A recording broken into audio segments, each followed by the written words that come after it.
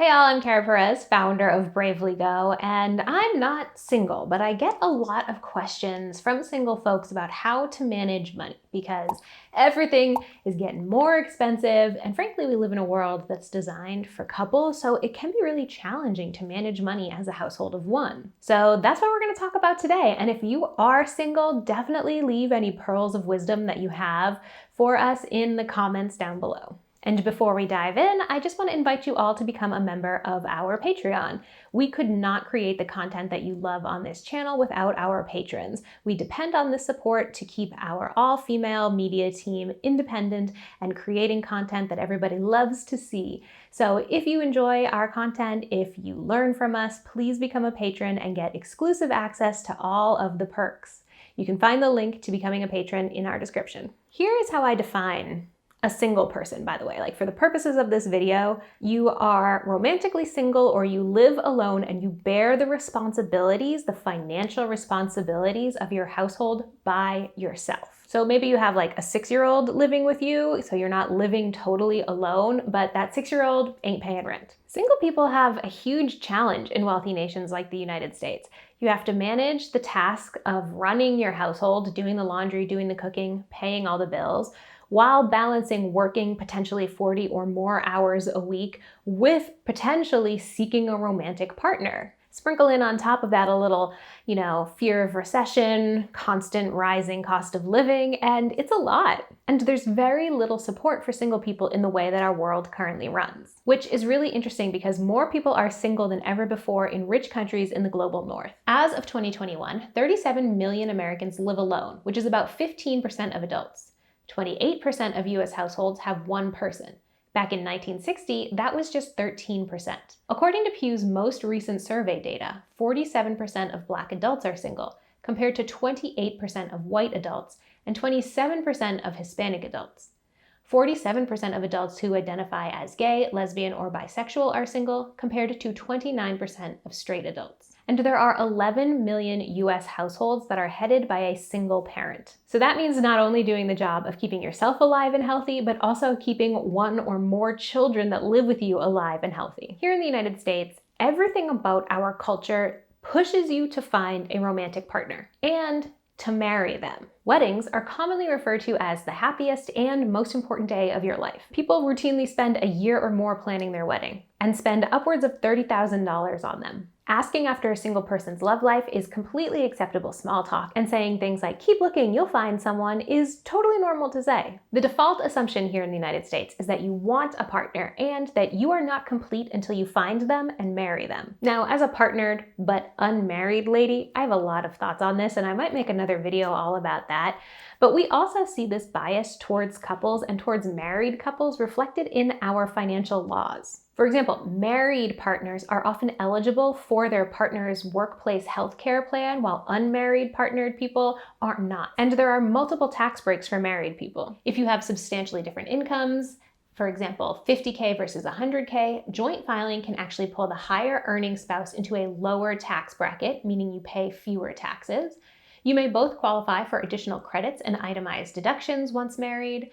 You'll have access to larger charitable contribution deduction, and if one spouse has a job and one doesn't, the latter can still contribute to an IRA with joint income. By law, a surviving spouse is automatically the beneficiary of their spouse's 401k, thanks to the Employment Retirement Income Act of 1974. Married couples also have the option of choosing 100% of your individual Social Security or 50% of your spouse's Social Security. So if you're in a couple with a really big earnings gap, your partner makes 4 times as much, you could be entitled to way more Social Security simply because you're married. Married couples are also automatically entitled to their partner's Social Security benefits if their partner passes, which is not true of unmarried couples. And we're talking 100% of your deceased partner's Social Security benefits. If you're partnered but unmarried, even if you're common law married, which by the way only 10 states and Washington DC even recognize, you have to provide proof to the Social Security Administration in order to get your partner's benefits. When you apply for benefits, you each have to approve an official statement affirming your marriage and a statement from a blood relative of each spouse. If one partner has passed away, the Social Security Administration wants a statement from the surviving spouse plus statements from 2 blood relatives of the deceased and a blood relative of the surviving spouse. You may also have to provide evidence such as bank statements, insurance policies, or mortgage/rent receipts. So yeah,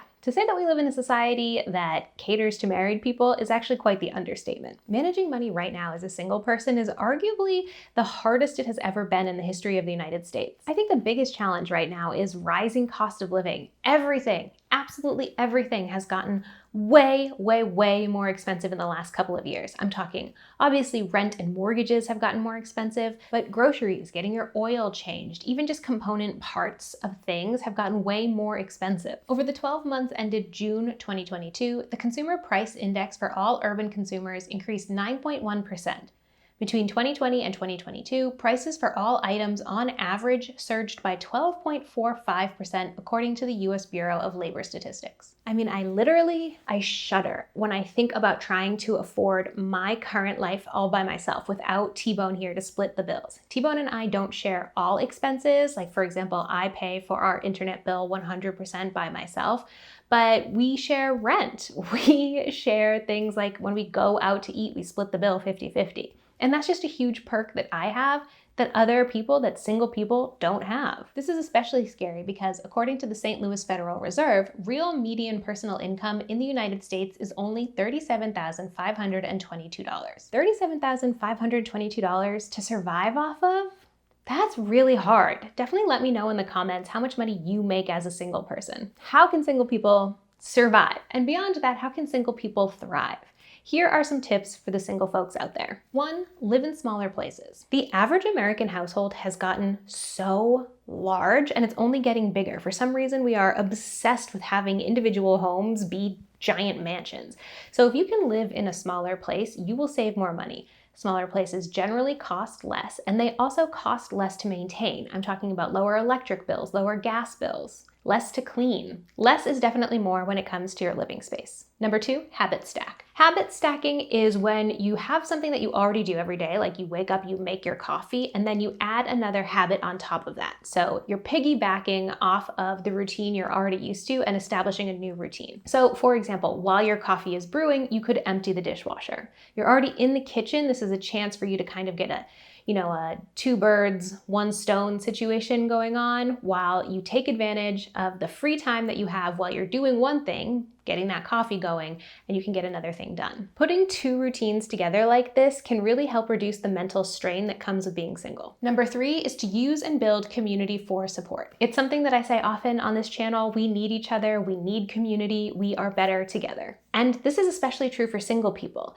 Some of us can pay, we can outsource for things, but if you can't, you're going to need community to help you. So invest time and money into your community. Go to community meetups, be a regular on the volunteer scene, hang out with your friends that are coupled or that do have kids and become a part of their life. Share a Netflix password, split a CSA with someone, incorporate yourself into other people's lives. Just because you don't have a romantic partner doesn't mean that you can't have a life full of people and partners. Reject that late stage capitalism idea that you have to do everything on your own. Number 4, invest in kitchen tools. I'm talking about the crock pots, the air fryers, the immersion blenders. Anything that makes feeding yourself easier and that you will use consistently is worth the money. Especially when you're the only one doing the grocery shopping, the cooking, and the cleaning. Anything that's gonna make that process simpler and easier is definitely worth the money. Number 5, automate investing and start early. Listen, if you're single forever, awesome, rock on, but that means that you are responsible for your own retirement and for your own healthcare in old age. Now, the good thing about being single in old age is that you'll probably need less money, but if you're the only one saving for your retirement, that means 87-year-old you's knee problems is 28-year-old you's money problems. 28-year-old you has to do the saving so that 87-year-old you can do the spending. We have an Investing 101 course for just $27 that I will link in the description below so that you can check out. It's a one-time purchase that you keep forever so you can come back and watch it over and over again. It also comes with 2 PDF guides, one to the Three most common investing questions I get, and one which is a step-by-step guide to opening an IRA, which, by the way, is the account that I would suggest you start with. Open an IRA, see if you can put $100 a month in every single month in a sustainable index fund, and just let that money compound for you. Increase over time as you get raises, as you pay off debt, as you get bonuses. So you go from $100 a month to $200 a month to $500 a month. We have a couple videos on this channel all about investing. We have one on investing when you're 30. Definitely check those out to help develop your investing plan. And number 6, outsource what allows you more time. If hiring a house cleaner for $150 a week buys you back 5 hours of your time that you can then put into, whatever you want, maybe it's developing community, maybe it's taking a course so that you can earn more money, whatever it is, that is a good use of $150. There's also absolutely no shade in spending money just to buy you back free time. Like I said, we are living under late-stage capitalism, and part of the lie that late-stage capitalism likes to tell us is that you always need to be productive, you always need to be doing something, you always need to be grinding, and I really do not subscribe to that. So if you want to hire a housekeeper who can clean your house while you go lie in your backyard and soak up some sun, I also really support that. And if you're having a hard time with outsourcing and you don't really know where to start, here's a quick guide. First, prioritize your time. Sit down and write down everything that you are personally needing to get done and that you can't have anyone else do. For example, you can't outsource your exercise. 2, identify what an hour of your free time is worth to you in a dollar amount. 3, highlight what someone else can do. For example, someone from TaskRabbit can hang your pictures and you can have groceries delivered. 4, compare the price of those services to what your free time is worth to you. And 5, outsource everything that is less than your hourly life rate. Anything under that is worth spending on, while anything over that, you're saving money by doing yourself. That's my guide to help single people manage money. Like I said earlier, definitely if you are single, drop tips on how you manage it all in the comments so we can learn from you, so we can hype you up. We are all in this together. If you enjoyed this video, give us that thumbs up, hit subscribe, send it to a friend, spread the word about us, and make sure to come back every Monday for new videos.